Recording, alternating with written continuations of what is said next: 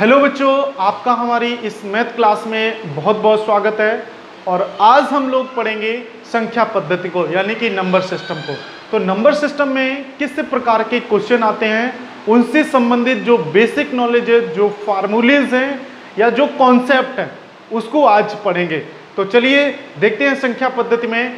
यहाँ पे लिखा हुआ है संख्या पद्धति यानी कि नंबर सिस्टम। अलग अलग चीज़ों को बाकायदा से डिफाइन करते हुए पढ़ेंगे।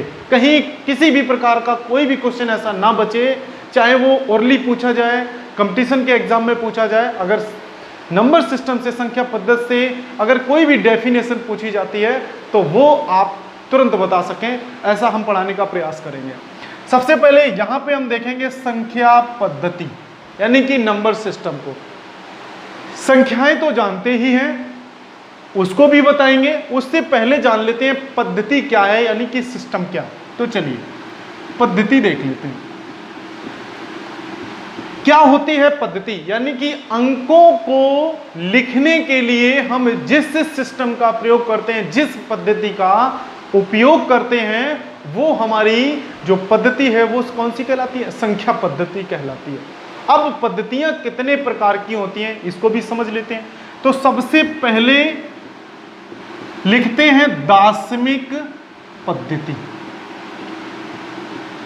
जिसको बोलते हैं डेसिमल सिस्टम। ये रही फर्स्ट पद्धति।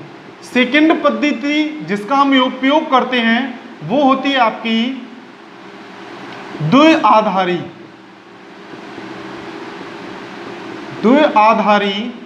अंकन पद्धति।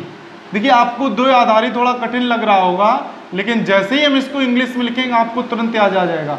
कौन सा? बाइनरी। कौन सा? Binary system. Binary number system आप जानते ही हैं, जो कंप्यूटर में उपयोग की जाती है, और इसको बताएंगे अभी। थर्ड है त्रिआधारी अंकन पद्धति,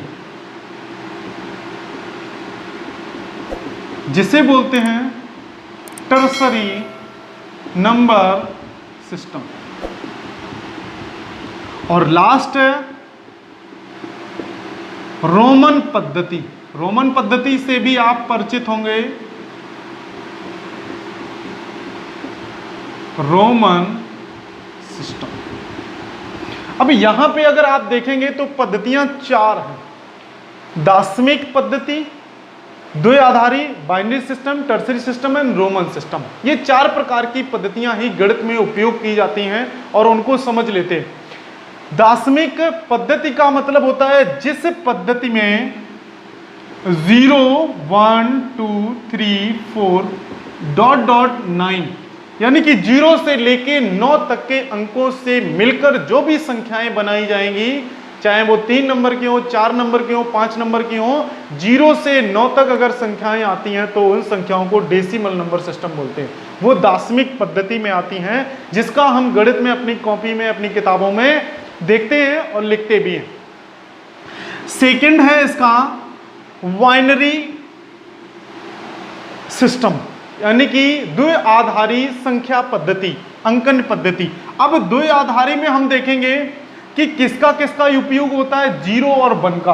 आपने नंबर सिस्टम कंप्यूटर में भी अगर पढ़ा होगा तो वहां भी कोई भी संख्या हमें 25 भी दी जाती है तो उसको बाइनरी सिस्टम में जब चेंज करते हैं तो वहां से हमें 0 और 1 ही प्राप्त होता है।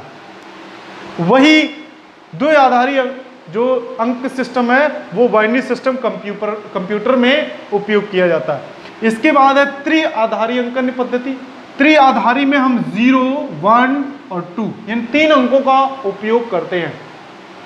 लास्ट है हमारा रोमन पद्धति। अब रोमन पद्धति आप जानते हैं, या तो आपने हिंदी में ऐसे लिखा होगा 1, 2, 3, या फिर कुछ इस प्रकार से लिखा होगा 4। इसको 4 ऐसे लिखते थे। इसके अलावा एक और लिखने की कला है गणित के अंकों को, और उस कला को, उस पद्धति को रोमन पद्धति कहते हैं। और वो कुछ इस प्रकार से: first, second, third, fourth, fifth ... आगे भी। तो ये हमारी जो पद्धति है वो रोमन पद्धति है। आपने देखा डेसिमल, बाइनरी, टर्सरी और रोमन, ये हिंदी में लिखते थे पहले, अब अभी भी लिखते हैं। ये मॉडर्न टाइप में 1 2 3 4 5 करते हैं, 1 2 3 4, और ये रोमन है 1st 2nd 3rd 4th 5th। ये है हमारा सिस्टम, नंबर सिस्टम में अंकों को लिखने का एक सिस्टम। पद्धति पूरा हुआ, अब चलते हैं संख्या पे कि संख्याएं कितने प्रकार की होती हैं, गणित में संख्याओं का क्या उपयोग है। सबसे पहले संख्याएं जान लेते हैं। तो संख्याएं जो हैं, चलिए इसे साफ करते हैं। पहले देखते हैं संख्या, बात करते हैं नंबर की। तो नंबर्स, संख्याएं कितने प्रकार की होती हैं आपने पढ़ा ही होगा, फिर से बता देते हैं। संख्याएं 2 प्रकार की होती हैं। एक संख्या होती है जिसे वास्तविक संख्या बोलते हैं, वास्तविक संख्या यानी कि रियल नंबर, और दूसरी जो होती है अवास्तविक, अवास्तविक संख्या, और इसी को बोलते हैं काल्पनिक संख्या, और इसे इंग्लिश में क्या बोलते हैं, इमेजिनरी नंबर। देखिए, अगर आपसे कहीं अवास्तविक लिखा जाए, समझ जाइएगा काल्पनिक भी और इमेजिनरी भी सारी चीजें वही हैं। यहां पे रियल, या रियल का मतलब एकदम असली वास्तविक संख्या, यानी कि 0 से हम 1 तक की जितनी भी संख्याओं का उपयोग करते हैं वो सब किस में आती हैं, वास्तविक संख्याओं के, रियल नंबर है ये। इमेजिनरी हम कहते हैं इमेज करना है, कल्पना करनी है। कल्पना करने में क्या होता है कि जो अवास्तविक संख्याएं होती हैं, जैसे आपने पढ़ा होगा कि हम आई जब कहीं भी -1 होता है तो उसको क्या मान लेते हैं, i², यानी i² इज इक्वल टू होता है -1, i³ इज इक्वल टू होता है 1।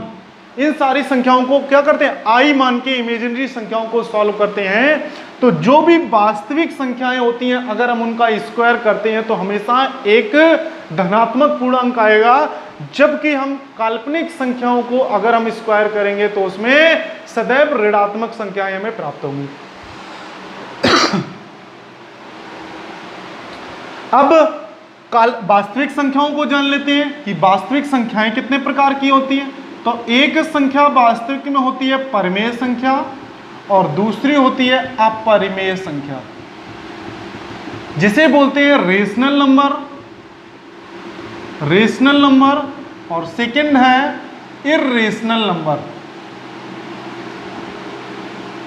इनमें क्या डेफिनेशन होती है, इनको भी समझ लीजिए कि परिमेय संख्याएं और अपरिमेय संख्याएं, यानी कि P/Q और Q नॉट इक्वल टू 0 के रूप में अगर जो भी संख्याएं होंगी वो परिमेय संख्याएं होंगी। जैसे हमने √16 किया तो कितना आया 4, और 4 इज इक्वल टू लिख सकते हैं 4/1, तो ये कितनी हो गई, परिमेय संख्या हो गई। जबकि अपरिमेय संख्याओं को लिखेंगे P/Q, Q is equal to 0, तो जैसे 2 कर दिया, ये कैसी हो गई, अपरिमेय संख्या हो जाएगी। तो ये था संख्या में वास्तविक संख्या, अवास्तविक संख्या, वास्तविक संख्याओं में परिमेय संख्या, अपरिमेय संख्या। अब इसमें और भी संख्याएं हैं, जैसे प्राकृतिक संख्या, पूर्णांक संख्याएं, सम संख्याएं, विषम संख्याएं, अभाज्य संख्याएं, पूर्ण वर्ग संख्याएं, ऋणात्मक संख्याएं और धनात्मक संख्याएं। तो इन सारी चीजों को इसी वीडियो में पढ़ेंगे, तो आप हमारे साथ बने रहें। और अगर अभी तक हमारे चैनल को सब्सक्राइब नहीं किया है तो उसे सब्सक्राइब और लाइक जरूर करें। तो चलिए देखते हैं प्राकृतिक संख्याओं के बारे में कि क्या होती हैं प्राकृतिक संख्याएं। देखते हैं प्राकृत संख्याएं, यानी कि प्राकृतिक संख्याएं। क्या देखेंगे, प्राकृतिक संख्याएं यानी कि नेचुरल नंबर। अब प्राकृतिक संख्याएं क्या होती हैं, वे संख्याएं जिन्हें हम किसी वस्तु को गिनने में उपयोग में लाते हैं तो वो वास्तविक संख्याएं होती हैं। जैसे बात करते हैं, ये कितने मार्कर हैं, 2, ये कितने हैं, 1। अब अगर ऐसे कह दें तो आप कुछ बता पाएंगे, नहीं बता पाएंगे। तो कहां से हमारा शुरू होता है, 1 से। जो वास्तविक संख्या यानी कि प्राकृतिक संख्याएं होती हैं वो कहां से शुरू होती हैं, 1 2 डॉट डॉट डॉट डॉट कहां तक, 9 तक। वे संख्याएं जिनको हम गिनती में उपयोग लाते हैं वे संख्याएं प्राकृतिक संख्याएं कहलाती हैं, और वो कहां से शुरू होती है, 1 से संख्याएं शुरू होती हैं। सेकंड है पूर्ण संख्याएं।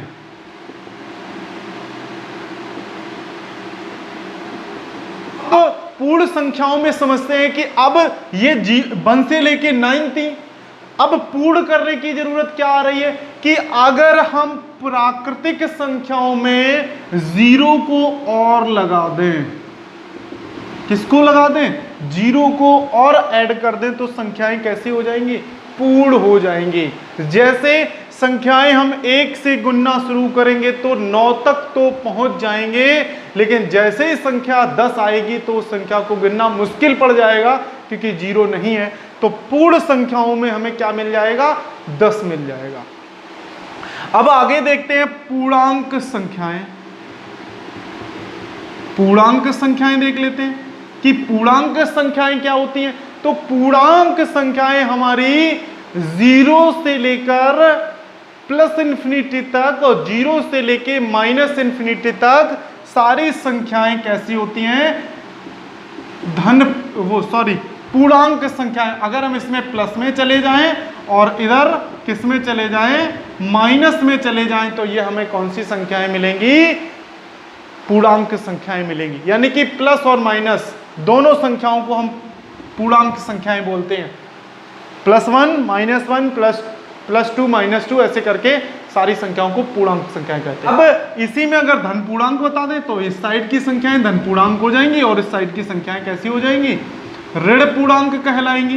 इतना आपको समझ में आ रहा होगा। ये हो गई धन पूर्णांक और इधर की संख्याएं कहलाएंगी ऋण पूर्णांक। सम संख्याओं की बात करते हैं तो सम संख्याएं वे संख्याएं जिनमें 2 का भाग चला जाए सम संख्याएं कहलाती हैं। विषम संख्याएं वे संख्याएं जिनमें 2 का भाग नहीं जाता है विषम संख्याएं कहलाती हैं। अभाज्य संख्याएं वे संख्याएं जिनमें स्वयं का भाग जाए, यानी कि 1 का भाग जाए और स्वयं की संख्या का भाग जाए, तो उन संख्याओं को अभाज्य संख्या कहते हैं। देखिए यहां पे अभाज्य संख्याएं, अभाज्य संख्याओं को देखते हैं। यहां पे अभाज्य संख्याएं, जैसे हमने अब यहां से सम संख्याएं देख लेते हैं। पहले सम देख लेते हैं, विषम देख लेते हैं और फिर अभाज्य की। जैसे 2 4 6 8 डॉट डॉट डॉट सम संख्याएं हो गई। इसके बाद 3 5 7 9 11 13 डॉट डॉट ये विषम संख्याएं हो गई। अब इन्हीं सम और विषम संख्याओं में देखना है कि वे संख्याएं जिनमें किसी भी संख्या का भाग ना जाए, तो सबसे पहले में क्या मिलेगा, 2। इसके बाद क्या मिलेगा, 3 मिलेगा, 5 मिलेगा, 7 मिलेगा, 11 मिलेगा, 13 मिलेगा। ये ऐसी संख्याएं जिनमें स्वयं की संख्या का भाग जाता है, किसी दूसरी संख्या का भाग नहीं जाएगा। जबकि विषम में क्या है, 9 भी आता है। तो ये हो गया हमारा अभाज्य संख्याएं। तो ये थी इसकी बेसिक जानकारी। और भी जब हम सवाल लगाएंगे तो उसमें जो भी जानकारियां आती रहेंगी उनको भी हम बीच बीच में बताते रहते हैं और बताते रहेंगे। तो अब नेक्स्ट वीडियो में हम पढ़ाएंगे जो क्लास से संबंधित जो क्वेश्चन आते हैं कंपटीशन में, उन सारे क्वेश्चन को लगाने का प्रयास करेंगे एक ट्रिक के साथ, बेसिक नॉलेज के साथ, ताकि आपको कहीं भी एग्जाम में कोई परेशानी ना हो। तब तक के लिए धन्यवाद।